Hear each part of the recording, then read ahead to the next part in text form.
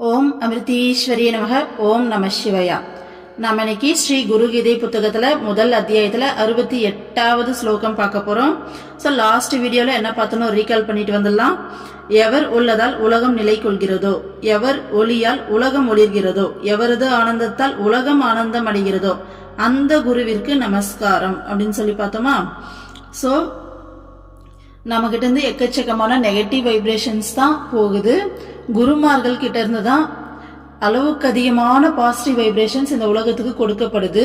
So ஒரு குருவுடைய ஆரா அப்படிங்கிறது பல கிலோமீட்டர் தூரம் வரைக்கும் பரவக்கூடியது. அந்த அளவுக்கு பாசிட்டிவ் வைப்ரேஷனால நிறைஞ்சவங்க.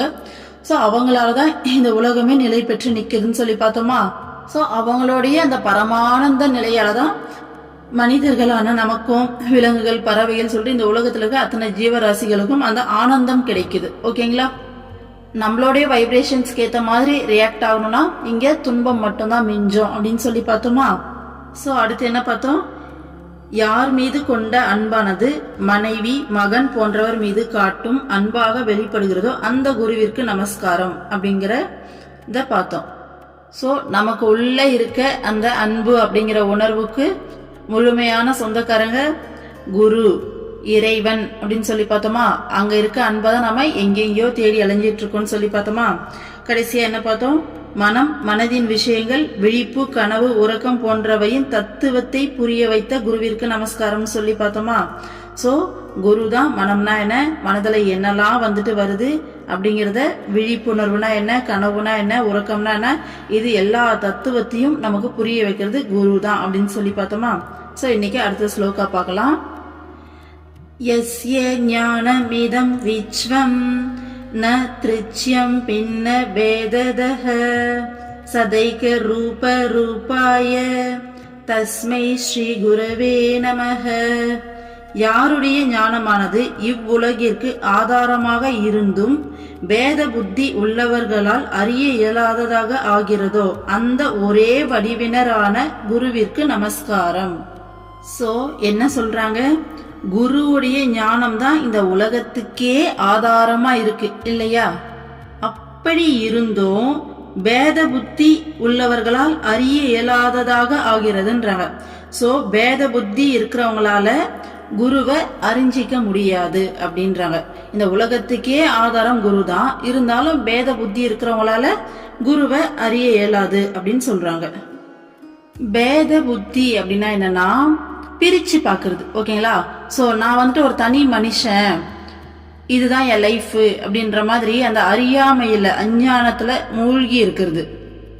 சோ நாமளும் இறைவனுடைய ஒரு துகள் தான், இறைவனுடைய ஒரு அங்கம் தான் அப்படிங்கறத உணராம நான் என்ற தன்மையில முழுசா மூழ்கி போயிருக்கிறது. ஓகேங்களா. சோ நான் இப்ப இருக்கிற பாக்குற இந்த நான், இந்த உடல், இந்த மனம் இதுதான் உண்மை, இந்த வாழ்க்கை நான் கண்ணில் பாக்குற இந்த உலகம் இதுதான் உண்மை, சோ இதெல்லாம் மாயை அப்படின்னு புரியாம இதெல்லாம் உண்மைன்னு சொல்லி நம்பி அந்த அஞ்ஞானத்துல மூழ்கி போய் வாழறது, மாயையில மூழ்கி போய் இருக்கிறது. ஓகேங்களா. சோ அதுதான் பேத புத்தி. ஸோ ஸ்லோகா 58 60 வரைக்கும் இந்த தத்துவமசி அப்படிங்கிற ஒரு கான்செப்ட் எக்ஸ்பிளைன் பண்ணியிருந்தோம் இல்லையா. ஸோ இங்க எல்லாமே இறைவன் தான், இறைவன் இல்லாம இங்க எதுவுமே கிடையாது. ஸோ நாம வேற இறைவன் வேற கிடையாது அப்படிங்கிற மாதிரி எல்லா விஷயத்தையும் நம்ம எக்ஸ்பிளைன் பண்ணியிருந்தோம் இல்லையா. ஸோ அதுதான், அதை புரிஞ்சிக்காம நம்ம வேற அந்த நான் என்ற தன்மையில நிக்கிறது தான் பேத புத்தி. அப்போ இந்த உலகத்துக்கே ஆதாரமா குருவோடைய ஞானம் இருந்தாலும் இந்த மாதிரி இந்த அறியாமையில இருக்கவங்களால குருவை என்ன பண்ண முடியாது, தெரிஞ்சிக்க முடியாது, புரிஞ்சிக்க முடியாது. ஓகேங்களா. அதுதான் சொல்றாங்க. சோ அந்த ஒரே வடிவினரான குருவிற்கு நமஸ்காரம்னு சொல்றாங்க. நம்ம சொல்லியிருந்தோம் இல்லையா, இங்க இருக்கிறது ஒரே ஒரு சக்தி தான், பிரபஞ்ச சக்திங்கிறது இங்க ஒரே ஒரு சக்தி தான் இருக்கு. அதுதான் நம்ம பல ரூபத்துல பாக்குறோம். அதுதான் தன்னை பல ரூபத்துல பல குருமார்களா வெளிப்படுத்திக்குது. ஓகேங்களா. சோ இருக்கிறது இங்க ஒண்ணு மட்டும் தான், இந்த ஒன்னஸ் அது மட்டும்தான் இங்க இருக்கு. அதை தவிர்த்து இங்க எதுவுமே இல்லை, எதுவுமே இல்லை. நம்ம கண்ணில் பாக்குறது எல்லாமே மாயை, எல்லாமே பாத்தீங்கன்னா இன்னைக்கு இருக்கும் நாளைக்கு அழியும், திரும்ப அதே விஷயம் இன்னொரு ஃபார்ம்ல உருவாகும். சயின்ஸ் படி சொல்லணும்னா ஆற்றலை ஆக்கவோ அழிக்கவோ முடியாது. ஸோ இன்னைக்கு ஒரு ஃபார்ம்ல இருக்க ஆற்றல் நாளைக்கு இன்னொரு ஃபார்ம்ல கன்வெர்ட் ஆகும். ஸோ எனர்ஜி பாத்தீங்கன்னா நம்மளால கிரியேட் பண்ணவும் முடியாது, டிஸ்ட்ராய் பண்ணவும் முடியாது சொல்லி படிச்சிருப்போம் இல்லையா. ஸோ அந்த எனர்ஜி அதுதான் இறை சக்தி. ஸோ எனர்ஜி ஒரு ஃபார்ம்லேருந்து இன்னொரு ஃபார்மாக கிரியேட் ஆகும்னு சொல்லி நம்ம படித்தோமா, அதே தான். ஸோ இறைவன் வந்து பார்த்தீங்கன்னா பல ரூபங்களில் தன்னை வெளிப்படுத்திக்கிட்டே இருப்பார். எத்தனை விதமாக வேணாலும் வெளிப்படுத்தலாம். எத்தனை பொருளாகும், எத்தனை மனுஷங்களா, எத்தனை மிருகங்களா, எத்தனை பறவைகளா, எல்லாவுமே தன்னை வெளிப்படுத்திப்பார். ஆனால் இங்கே இருக்கிறது அந்த ஒரு எனர்ஜி மட்டும்தான். ஸோ சயின்ஸால் இதை முழுசாக புரிஞ்சிக்க முடியல. ஏதோ இந்த தூரத்துக்கு வந்திருக்காங்க இப்போ.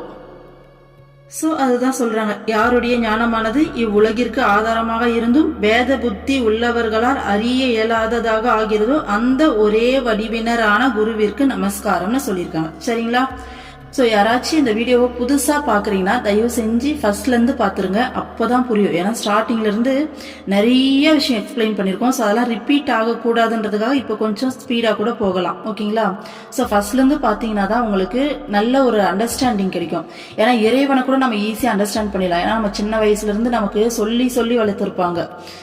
கோவிலுக்கு வா, சாமி கும்பிடு, சாமின்னு ஒருத்தர் இருக்காரு, நீ அவர்கிட்ட வந்து மனசார பிரார்த்தனை பண்ணால் உனக்கு கிடைக்கும், உனக்கு வேணுன்றதெல்லாம் அவர்கிட்ட தான் கேட்கணும், அவர் தான் உனக்கு எல்லாமே கொடுக்க முடியும் அப்படின்னு இந்த நம்பிக்கையோடு நம்ம வளர்ந்துருப்போம். ஆனால் குருமார்கள் அப்படிங்கிற கான்செப்ட் எத்தனை பேத்துக்கு அந்த நம்பிக்கையில் வளர்ந்துருக்கீங்க அப்படிங்கிறது தெரியல. ஏன்னா மேக்சிமம் அது வந்து இருக்காது இல்லையா? ஸோ இறைவன் அப்படிங்கிற கான்செப்ட் தான் நம்ம எல்லா வீட்லேயுமே சொல்லி கொடுத்து வளர்த்துருப்பாங்க. அப்போ இறைவனே ஒரு குருவா மனுஷ உருவத்தில் வந்து உட்காரும்போது பார்க்கறதுக்கு நமக்கு இவங்க சாதாரண மனுஷங்க மாதிரி தானே இருக்காங்க, இவங்களையே நம்ம நம்பணும் அப்படின்னு சொல்லி நம்ம புத்தி நம்மளை ஏமாத்தோம். என்னதான் அப்படியே நம்பி உள்ளவே வந்தா கூட அந்த இறைவனுக்கு ஈக்குவலாக நம்மளால அதை பார்க்க முடியாது. அப்போ அந்த இடத்துல நம்ம ஏமாந்து போயிடுவோம். ஓகேங்களா? ஸோ எப்போ நம்ம அதை இறைவனுக்கு ஈக்குவலாக குருவை பார்க்குறோமோ, ஸோ அப்போ தான் வந்து பார்த்தீங்கன்னா உண்மையாலுமே நம்ம வாழ்க்கையில் உருப்படியான விஷயங்களுக்கு இடம் கொடுக்குறோன்னு அர்த்தம். அப்போதான் நம்ம உருப்பட போகிறோம், அதுக்கு மேலே தான் அப்படின்னு சொல்லி அர்த்தம். ஓகேங்களா? ஸோ இந்த அறியாமையில் இல்லாமல் இருக்குன்னா தயவு செஞ்சு ஃபர்ஸ்ட்லேருந்து கொஞ்சம் பார்த்துட்டிங்கன்னா உங்களுக்கு நல்லா புரியும். குருனா யார் என்ன அப்படிங்கிறது நல்லா ஆழமாக நமக்கு புரியும். ஏன்னா குருவை புரிஞ்சுக்கிட்டாலே போதும், லைஃப்பை ரொம்ப ஈஸியாக ரன் பண்ணிடலாம். எப்படி லைஃப் ஈஸியாகும்னு சொல்லி கேட்குறீங்களா? வள்ளலாரவை போத்திட்டு இருந்தார் இல்லையா, அந்த துணி பட்டு இறந்த ஒருத்தர் உயிரோடு எந்திரிச்சு உட்கார்ந்துருக்கார். ஓகேங்களா? உயிர் இல்லாத ஒருத்தருக்கு உயிர் கிடைச்சிருக்கு. ஓகேங்களா? ஸோ இதெல்லாம் நடந்த உண்மை. ஓகேங்களா? ஸோ நம்ம அம்மா இருக்காங்க இல்லையா, ஸோ அதே தான் எல்லா மகான்களுக்கும் இந்த பவர் இருக்கு. நம்மளுடைய நம்பிக்கையோட சக்தியை பொறுத்து தான் அவங்களுக்கு ஆக்சுவலாக அந்த பவர் இருக்கு. நம்ம எந்த அளவுக்கு நம்பி அவங்கள பார்க்குறோமோ அந்த அளவுக்கு நம்மளால அவங்களுடைய அந்த சக்தியை, அவங்களுடைய அந்த பிளஸ்ஸிங்ஸை நம்மளால அக்சஸ் பண்ணிக்க முடியும். நம்ம எந்த அளவுக்கு நம்பிக்கை இல்லாமல் இருக்கோமோ அந்த அளவுக்கு நமக்கு தான் லாஸ். ஓகேங்களா? ஸோ அம்மா புக்ஸில் எவ்வளோ அருள்மொழிகள், எவ்வளோ நிறைய எக்கச்சக்கமான அதிசயங்களை பார்த்துக்கிட்டு தானே இருக்கோம். ஒரு பொண்ணு கூட பார்த்தீங்கன்னா கேன்சர், பிளட் கேன்சர், இதுக்கும் எந்த மருந்து மாத்திரையுமே இல்லாமல் தூக்கி அடிச்சு அம்மாவுடைய வெறும் விபூதியை மட்டுமே சாப்பிட்டு 3 மாசத்துல கம்ப்ளீட்டாக கியூர் ஆயிருக்கு இல்லையா? ஸோ அந்த நம்பிக்கையோட வலிமை தான். குருமார்களை நீங்கள் நம்பி எந்த அளவுக்கு ஆழமாக நம்பி செய்கிறீங்களோ அந்த அளவுக்கு அது ஒர்க் ஆகும். ஸோ அவங்கள நம்பினா கண்டிப்பாக அது வீண் போகாது, எந்த இடத்துல நம்மளை ஏமாறவும் மாட்டோம். ஆனால் அதை நம்ம நம்பணும். அந்த நம்பிக்கையை வளர்க்கணும் அப்படின்னா இந்த மாதிரி புக்ஸ் கண்டிப்பாக தேவை. ஜீசஸோடைய ஸ்டோரி கூட ஒன்று சொல்லுவாங்க. ஜீசஸ் வந்துட்டு வந்திருக்காராமா ஒரு பிளேஸ்க்கு, பயங்கர கூட்டமாமா. ஸோ அந்த கூட்டத்தில் ஒரு நோயாளி பெண் வந்து பார்த்தீங்கன்னா எப்படியாச்சும் ஜீசஸை தொட்டுட்டா நம்மளுடைய நோய் சரியா போயிடும்னு சொல்லி நம்பி அவங்க எப்படியாச்சும் தொட்டுடலான்னு சொல்லி வராங்க. அந்த கூட்டத்தில் அவங்களால தொடவே முடியல. அப்புறம் அடிச்சு பிடிச்சி அவருடைய துணியை மட்டும் தொட்டுட்டாங்களாமா. அவர் போட்டிருந்தா துணியை தொட்டுட்டாங்களாமா. தொட்ட உடனே அப்பா தொட்டுட்டோம், நமக்கு இதோடு நம்மளுடைய வியாதி மொத்தமே சரியா போயிடும்னு சொல்லி நினைச்சாங்களாமா. ஜீசஸ் டக்குன்னு நின்று சொன்னாராமா, என்ன ஒருத்தர் தொட்டார் அப்படின்னு சொன்னாராமா. உடனே பக்கத்துல இருக்கவங்களுக்கு ஒரே ஆச்சரியமாமா, எப்பா உங்களை சுத்தி இவ்வளோ பேர் நிக்கிறாங்க, எல்லாரும் தானே உங்களை தொட்டுட்டு இருக்காங்க, எப்படி நீங்க ஒருத்தர் தொட்டார்னு சொல்றீங்க அப்படின்னு சொல்லி கேட்கும்போது சொன்னாராம், அவங்க மட்டும்தான் என்ன முழு நம்பிக்கையோட தொட்டாங்க. ஸோ அவங்களுக்கு உண்மையாலுமே அவங்க உடம்புல இருந்த அந்த நோய்கள் எல்லாமே கம்ப்ளீட்டா சரியா போச்சு. ஸோ நம்பிக்கையோட சக்தி.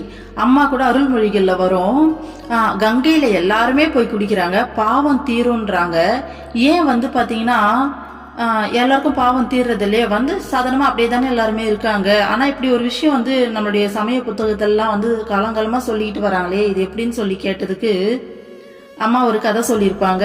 ஸோ சிவனும் பார்வதி தேவி சிவன் கிட்ட ஏதோ கேட்குற மாதிரி, ஸோ சிவனும் பார்வதியும் வந்துட்டு பூமிக்கு வந்துட்டு இறங்கி வருவாங்களாமா, வா நான் உனக்கு காமிக்கிறேன்னு சொல்லிட்டு. அப்போ 2 பேரும் பேசிட்டு வந்துருவாங்க. சிவன் வந்துட்டு ஒரு 2 பேருமே வயசானவங்களா வருவாங்க. வயசானவர் வந்துட்டு ஒரு குழிக்குள்ள விழுந்துடுறாரு. ஸோ கங்கையோட கரையில, ஓகேங்களா. அப்போ பார்வதி தேவி சத்தம் போட்டு கூப்பிடுறாங்க, யார் வந்துட்டு பாவமே செய்யலையோ அவங்க வந்து தூக்குனா என்னுடைய புருஷனை காப்பாத்திட முடியும்.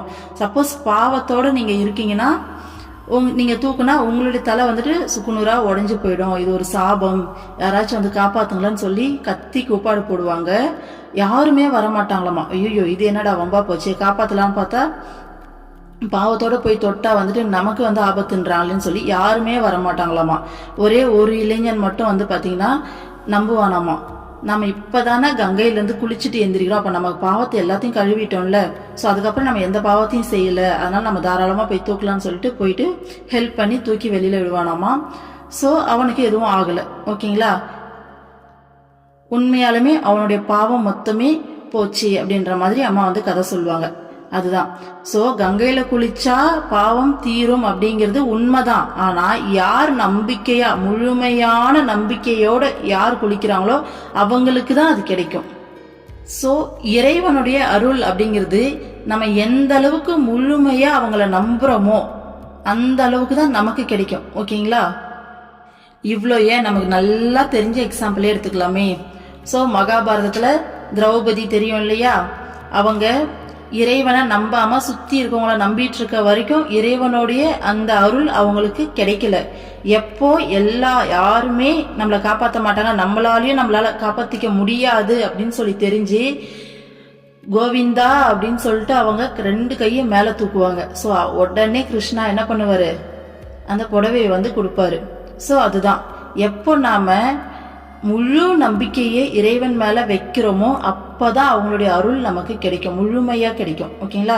இல்லைன்னா எந்த அளவுக்கு நம்புறோமோ அந்த அளவுக்கு தான் கிடைக்கும். அப்போ இறைவனே ஒரு உருவம் எடுத்து அவதாரம் எடுத்து நம்ம கண்ணு முன்னாடி வந்து உட்கார்ந்து இருக்காங்க. அவங்க மேல அந்த முழு நம்பிக்கை நமக்கு வரணும்னா இந்த மாதிரி புத்தகங்கள்ல நம்ம படிச்சு இதை வந்து வளர்த்துக்கும் போதுதான் நம்ம மனசுல அந்த முழு நம்பிக்கை வந்து வளரும். ஸோ முழு நம்பிக்கை எந்த அளவுக்கு நமக்கு வளருதோ, எவ்வளவு அதிகமா வளருதோ அவ்வளவு அதிகமா அவங்களுடைய அந்த பிளெஸிங்ஸை நம்மளால ரிசீவ் பண்ணிக்க முடியும், ஓகேங்களா. ஏன்னா அம்மாவே சொல்லுவாங்க எப்பயுமே, ஸோ என்னுடைய பிளெஸிங்ஸ் எப்பயுமே பார்த்தீங்கன்னா சேமா தான், ஈக்குவலா தான் வந்து வெளியில வந்துட்டு இருக்கு, எல்லார நோக்கியும் ஈக்குவலா பாயுது. எனக்கு பார்ஷியாலிட்டி கிடையாது, ஏன்னா அம்மா வந்து கடவுள் இல்லையா. ஸோ எனக்கு பார்ஷியாலிட்டி கிடையாது, எல்லாருக்கும் நான் ஈக்குவலாக தான் கொடுத்துக்கிட்டு இருக்கேன். நீ எந்த தன்மையில் இருக்க, நீ எந்த அளவுக்கு அதை வாங்கிக்கிற தன்மையில் இருக்கியோ அதுக்கேற்ற மாதிரி உனக்கு கிடைக்குதுன்னு சொல்லுவாங்க. நீ பாத்திரத்தை கவுத்து வச்சுக்கிட்டு இருந்தா அதுக்குள்ள எதுவுமே நிறையாது அப்படின்னுவாங்க. ஸோ உனக்கு சன்லைட் வேணும் அப்படின்னா ஒரு இருட்டு ரூம்ல மொத்தமா அடைச்சி வச்சிருக்கனா நீ அட்லீஸ்ட் ஒரு ஜன்னலையாச்சும் திறந்தாதான் அதன் வழியா சன்லைட் உள்ள வர முடியும் அப்படின்லாம் அம்மா வந்து சொல்லுவாங்க. ஸோ அந்த மாதிரி நமக்கு முழுமையான நம்பிக்கை வளரணும், ஓகேங்களா. ஸோ எந்த அளவுக்கு நம்ம நம்பிக்கையை வளர்த்துக்கிறோமோ அந்த அளவுக்கு பிளெஸிங்ஸை ரிசீவ் பண்ணிக்க முடியும், ஓகேங்களா. பிரகலாதனுக்கு கடவுள் வந்து பாத்தீங்கன்னா நெருப்புல தூக்கி போட்டாலும் அவருக்கு ஒன்றும் ஆகலை, மலையிலிருந்து கீழே தள்ளி விட்டாலும் ஒன்றும் ஆகலை. அதே மாதிரி எவ்வளோ விஷயம் அவர் லைஃப்ல நடக்கும். பாம்பை வச்சு கொத்த வைப்பாங்க, பாம்பு கடிக்காது. யானையை வச்சு மிதிக்க வைப்பாங்க, யானை மிதிக்காது, திரும்பி போயிடும். ஸோ வெட்ட வருவாங்க, வால் வந்துட்டு அப்படியே வந்து பார்த்தீங்கன்னா மாலையா வந்து விழும். எவ்வளோ விஷயம் நடந்திருக்கு இல்லையா அவர் லைஃப்ல. ஸோ கடைசியாக விஷத்தை கொடுப்பாங்க, அதுக்குமே வந்து அவருக்கு ஒண்ணுமே ஆகாது. எப்படி எந்திரிச்சு வந்தார் எல்லாத்துலேயும். இப்போ சாதாரணமா ஒருத்தவங்க லைஃப்ல இது நடந்தா கண்டிப்பா என்ன விஷயமோ, இப்போ ஒரு விஷத்தை குடிச்சா கண்டிப்பா செத்து போயிடுவாங்க இல்லையா. ஆனா அவருக்கு மட்டும் மீராபாய் வாழ்க்கையிலும் அதேதான், விஷத்தை கொடுப்பாங்க, குடிப்பாங்க, அவங்களுக்கு ஒண்ணுமே ஆகாது, திரும்ப வந்துருவாங்க. காரணம் அந்த நம்பிக்கை, இறைவன் மேல அவங்க வச்ச அந்த முழுமையான நம்பிக்கை, முழுமையான சரணாகதி மனப்பான்மை. இறைவா உன்னோடைய விருப்பப்படி நடக்கட்டும், நீ இருக்க, எனக்கு எது சரியோ அதை தான் நீ செய்வன்னு சொல்லி 100% நம்பினாங்க அவங்க, ஓகேங்களா. ஒரு 0.00001% கூட அவங்க மனசுல டவுட் கிடையாது. ஸோ அதனால தான் அவங்க வாழ்க்கையில இந்த மிராக்கிள்ஸ் நடந்தது. ஓகேங்களா? அதனால தான் பார்த்தீங்கன்னா ஒரு சிலர் வாழ்க்கையில இறைவன் வந்து பார்த்தீங்கன்னா எந்நேரமும் காப்பாத்திக்கிட்டே இருப்பாரு. ஒரு சிலருக்கு அந்த அக்சஸ் கிடைக்காது. காரணம் வந்து இறைவன் கிடையாது, நாம தான். ஸோ அந்த நம்பிக்கையே மனித உருவத்துல இருக்க குரு மேல நாம கொண்டு வரணும் அப்படின்னா ஃபர்ஸ்ட் குருனா யாரு என்னங்கிறத தெரிஞ்சுக்கணும். தெரிஞ்சுக்கிறதோட மட்டும் இல்லாம அவர் எப்பேற்பட்டவர், இந்த புக்கு ஃபுல்லா அதுதான். குருனா எப்பேற்பட்டவருங்கிறத அவ்வளோ விஷயம். இப்பதான் நம்ம ஒரு 68வது ஸ்லோக்காவே வரோம், அதுக்குள்ளேயே அவ்வளோ விஷயம் சொல்லியிருக்காங்க. குருனா யாரு அப்படிங்கறத ஒவ்வொரு நாளும் படிக்கும்போது அவ்வளோ பிரமிப்பா இருக்கு. அப்ப நம்ம இதெல்லாம் கேட்டு கேட்டு கேட்டு கேட்டு கேட்டுதான் நம்மளுடைய நம்பிக்கையை வளர்க்க முடியும். ஓகேங்களா? ஓ, குரு இவ்வளோ பெரியவரா, அப்பா குருவால இவ்வளோ முடியுமா அப்படிங்கிற மாதிரி.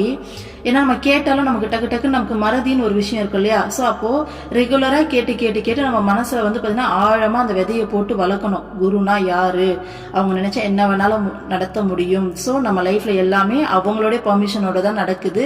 நாம எது நடந்தாலும் பயப்படக்கூடாது. தைரியமா நம்ம குரு இருக்கான்னு சொல்லி தைரியமா நிக்கணும் அப்படிங்கிற அந்த நம்பிக்கை ஸோ கேட்கும்போது தான் வளரும். சரிங்களா? ஸோ யாராச்சும் புதுசா கேட்குறீங்கன்னா ஸ்டார்டிங்ல இருந்து கேளுங்க. அடுத்த ஸ்லோகாக்கு போலாமா? यस्य ज्ञातं मदं तस्य मदं यस्य न वेदसः अनन्य भाव भावाय तस्मै श्री गुरुवे नमः. குருவை அறிபவன் அனைத்தையும் அறிகிறான். குருவிலிருந்து வேறுபட்டதை அறிபவன் எதையும் அறிவதில்லை. எதிலிருந்தும் வேறுபடாதவரான குருவிற்கு நமஸ்காரம். எப்படி குருவை அறிபவன் அனைத்தையும் அறிகிறான்னு சொல்றாங்க? யோசிச்சு பாருங்க. சோ நாம குரு வழிபாட்டுல வந்து குருவை நல்லா புரிஞ்சிக்கும் போது, ஓகேங்களா, ஸோ ஒரு லெவலுக்கு மேல அவங்கள முழுமையா யாராலையும் குருவை புரிஞ்சிக்க முடியாது. ஸோ இருந்தாலும் நம்ம அறிவு கேட்ட மாதிரி நம்ம புரிஞ்சுக்கிட்டே வரும்போது குருவை தவிர இங்க வேற எதுவுமே இல்லைங்கிறது நமக்கு புரியும். ஓகேங்களா? நம்ம ஆல்ரெடி எக்ஸ்பிளைன் பண்ணியிருந்தோம் இல்லையா? ஸோ எனர்ஜி ஃபார்ம்ல இறைவன் இந்த பிரபஞ்சம் முழுக்க வியாபிச்சிருக்காரு. சோ இறைவனை தவிர இங்க வேற எதுவுமே கிடையாதுன்னு சொல்லியிருந்தோமா?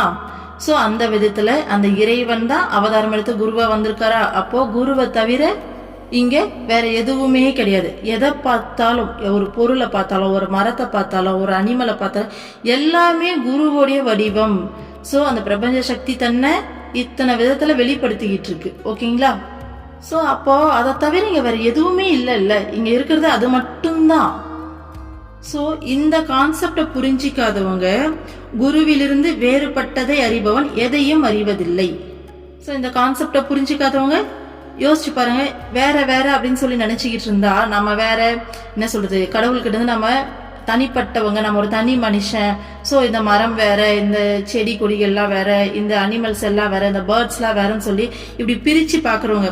ஸோ குருவோடைய வடிவம் தான், குருவோடைய ரூபம் தான் இது அத்தனையுமே, இங்க குருவை தவிர எதுவுமே கிடையாது அப்படிங்கிற அந்த ஒன்னஸ புரிஞ்சுக்காதவங்களுக்கு அதை விட பெருசா இங்க புரிஞ்சுக்கிறதுக்கு என்ன இருக்கு? ஸோ எதையுமே அறியறது இல்ல, எதுவுமே அவங்களுக்கு புரியாது. உண்மையை சொல்லணும்னா ஒரு ஆத்மா பல லட்சம் பிறவிகளை எடுத்து கடைசியா மனித பிறவி எடுத்து குரு கிடைச்சி, குரு கிட்ட குரு கிடைச்சாலும் குரு விட்டுட்டு போகாத அளவுக்கு அந்த டைட்டா பிடிச்சி இந்த சம்சார பந்தத்துல இருந்து வெளியில வரணுங்கிற அந்த அறிவு கிடைச்சி, ஸோ அவங்கள பிடிச்சி இவ்வளோ போராட்டம் போராடி நம்ம ஒரு முக்தி நிலையை அடையிறோம். பாத்தீங்களா? ஸோ இது எல்லாமே எதுக்காக? இங்க அந்த குரு வடிவத்தை தவிர, அந்த இறை சக்தியை தவிர இங்க எதுவுமே கிடையாது, இங்க அது மட்டும்தான் இருக்கு அப்படிங்கிற இந்த அறிவை பெறுறதுதான். இது எப்போ நம்ம முழுமையா உணர்றோமோ ஸோ அப்போ முக்தி கிடைச்சிரும். முழுமையா உணர்ந்தா அப்போ நான் அப்படிங்கிற அந்த தன்மையே நமக்கு போயிடும். இங்க நான் ஒண்ணு இல்லவே இல்லையே அப்படின்னு சொல்லிட்டு. ஓகேங்களா? சோ அதுதான் சொல்றாங்க, குருவை அறிபவன் அனைத்தையும் அறிகிறான். குருவிலிருந்து வேறுபட்டதை அறிபவன் எதையும் அறிவதில்லை. எதிலிருந்தும் வேறுபடாதவரான குருவிற்கு நமஸ்காரம். சோ குருங்கிறவரு எதிலிருந்து வேறுபட்டவர் இல்லை, எல்லாமே இங்க அவர் தான், அவரை தவிர இங்க எதுவுமே கிடையாது. ஓகேங்களா? அடுத்த ஸ்லோகா பார்க்கலாமா? யஸ்மை காரண ரூபாய காரிய ரூபேன பாதியத் காரிய காரண ரூபாய தஸ்மை ஸ்ரீ குருவே நமக. அனைத்திற்கும் காரணமாகவும் அதிலிருந்து உண்டான காரியமான அனைத்துமாகவும் விளங்கும் காரிய காரண ரூபனான குருவிற்கு நமஸ்காரம். பாத்தீங்களா, இன்னும் ஒரு ஸ்டெப் உள்ள போய் இன்னும் டீப்பா எக்ஸ்பிளைன் பண்றாங்க பாருங்க. இந்த பிரபஞ்சத்துல நடக்கிற எல்லா விஷயங்களுக்கும் காரணம் குரு தான். சோ அந்த காரணத்தின் மூலமா நடக்கக்கூடிய காரியமும் குரு தான். இப்போ சூரியன் தான் சன்லைட்டுக்கு, ஓகே, சூரிய ஒளிக்கு சூரிய வெளிச்சத்துக்கு காரணம் இல்லையா? சோ சூரியன் அப்படிங்கிறது சூரிய வெளிச்சத்துக்கு காரணம். சோ அந்த சூரியன்ல இருந்து வரக்கூடிய காரியம், அதனால நமக்கு நடக்கக்கூடிய செயல் என்ன? சூரிய வெளிச்சம் அப்படிங்கிறது. ஓகேங்களா? இப்போ இங்க சூரியனா இருக்கிறதும் குரு தான், அதுல இருந்து வெளிச்சமா வரக்கூடியதும் குரு தான். ஓகேங்களா? சோ ரெண்டுமே அவர் தான், அவர்ல இருந்து வேறுபட்டது இங்கே எதுவுமே கிடையாது. சோ இந்த பிரபஞ்சத்துல நடக்கக்கூடிய எல்லா செயல்களாகவும் இருப்பது குருதான், அந்த செயல்களால ஏற்படக்கூடிய விளைவும் குருதான். ஓகேங்களா? சோ காரணமும் அவர்தான், அந்த காரணத்தால ஏற்படுற காரியமும் அவர்தான். சோ அவரை தவிர இங்க வேற எதுவுமே கிடையாது. இங்க குரு அப்படிங்கிற இடத்துல நம்ம அன்னைக்கு சொன்னோம் இல்லையா? ஸோ எனர்ஜி ஃபார்ம்ல அந்த எனர்ஜி பிரபஞ்ச சக்தி இந்த உலகம் ஃபுல்லா அந்த பிரபஞ்சம் முழுக்க வியாபிச்சிருக்குன்னு. ஸோ குருன்னு சொல்லும் போதெல்லாம் நீங்க அந்த எனர்ஜியை ரிலேட் பண்ணிக்கோங்க, அப்பதான் நம்ம மைண்டுக்கு புரியும். ஏன்னா குருனா நம்ம வெறும் உருவத்துல அப்படிதான் நம்ம மைண்டு டக்குன்னு சொல்லிட்டு யோசிக்கும் இல்லையா? ஸோ அதனால அந்த எனர்ஜியை அதுதான் குருன்னு சொல்லி நினைச்சுக்கோங்க. அப்போ இங்க நடக்கிற எல்லாத்துக்குமே காரணமும், ஐ மீன் பிரபஞ்சம் முழுமையா பிரபஞ்சம் ஒட்டுமொத்த பிரபஞ்சத்துக்கும் காரணமும் குருவே. சோ அதுல இருந்து வரக்கூடிய விளைவும் குருவே. சரிங்களா? அதுதான் சொல்றாங்க, அனைத்திற்கும் காரணமாகவும் அதிலிருந்து உண்டான காரியமான அனைத்துமாகவும் விளங்கும் காரிய காரண ரூபனான குருவிற்கு நமஸ்காரம் அப்படின்னு சொல்றாங்க. அடுத்த ஸ்லோகா பாருங்க. நானா ரூபமிதம் விஸ்வம் ந கேனாப்யஸ்தி பின்னதா காரிய காரண ரூபாய தஸ்மை ஸ்ரீ குருவே நமஹ. பன்மை வடிவில் காணப்படும் இவ்வுலகில் ஒரு பொருளும் மற்றொன்றிலிருந்து வேறுபட்டதல்ல, இவை அனைத்துமாகும் விளங்கும் காரண காரிய ரூபனான குருவிற்கு நமஸ்காரம். சோ என்ன சொல்றாங்க? பன்மை வடிவில் காணப்படும் இவ்வுலகில். சோ நம்ம கண்ணால பாக்குறோம் அப்படின்னா நமக்கு இந்த உலகத்துல என்ன தெரியுது? பல வடிவங்கள் தெரியுது இல்லையா? சோ ஒவ்வொரு மனிதர்கள் எடுத்தா கூட வேற வேற பர்சன்ஸ் அப்படின்ற மாதிரி தான் நம்ம கண்ணுக்கு தெரியுது இல்லையா?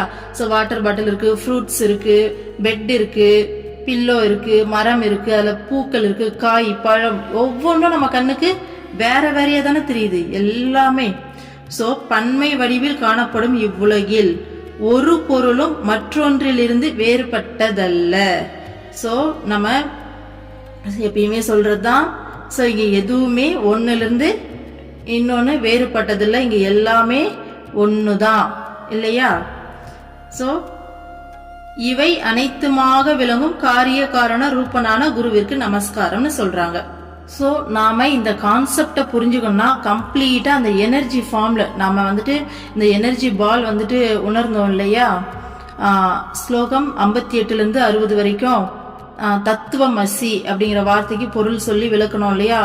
அதை தயவு செஞ்சு அதை ஒரு டைம் நல்லா தனியா உட்காந்து நல்லா கேட்டு அதை ஒரு டைம் அந்த எனர்ஜியை கையால உணர்ந்து பாருங்க. இறைவனுடைய அந்த எனர்ஜியை உணர்ந்து ஒரு டைம் பாருங்க. அப்பதான் இந்த கான்செப்ட் கண்டிப்பா புரியும். இல்லைன்னா இது புரியது ரொம்ப கஷ்டம். ஏன்னா சாதாரணமா நம்ம சொல்லலாம், இறைவன் தான், இங்க எல்லாமே இறைவனை தவிர எதுவுமே இல்லைன்னு நம்ம சொல்லலாம். ஆனா அது நமக்கு எந்த அளவுக்கு டீப்பா போய் உள்ள இறங்கும்னு தெரியாது.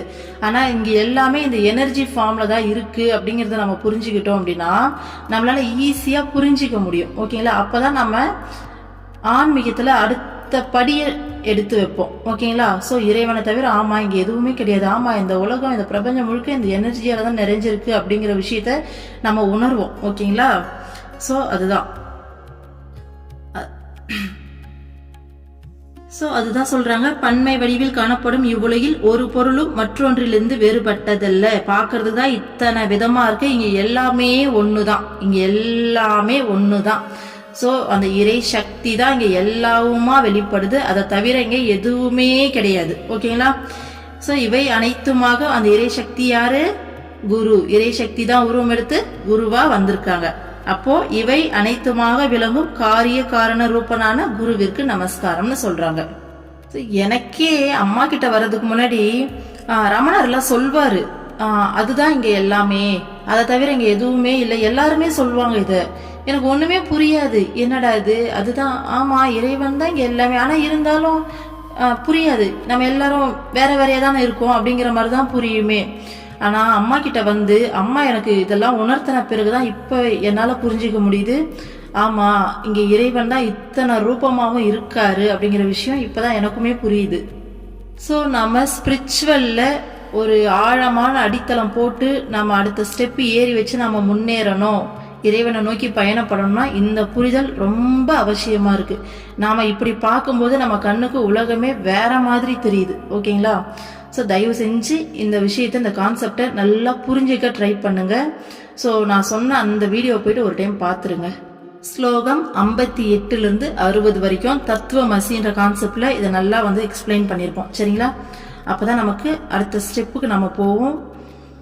ஸோ அண்டர்ஸ்டாண்டிங் லெவல் அடுத்த நிலைக்கு போயிட்டு இந்த உலகத்தையே நம்ம வேற ஒரு பார்வையில பார்க்க முடியும். ஓகேங்களா? ஓகே, இதோட இன்னைக்கு வீடியோவை முடிச்சுக்கலாம்.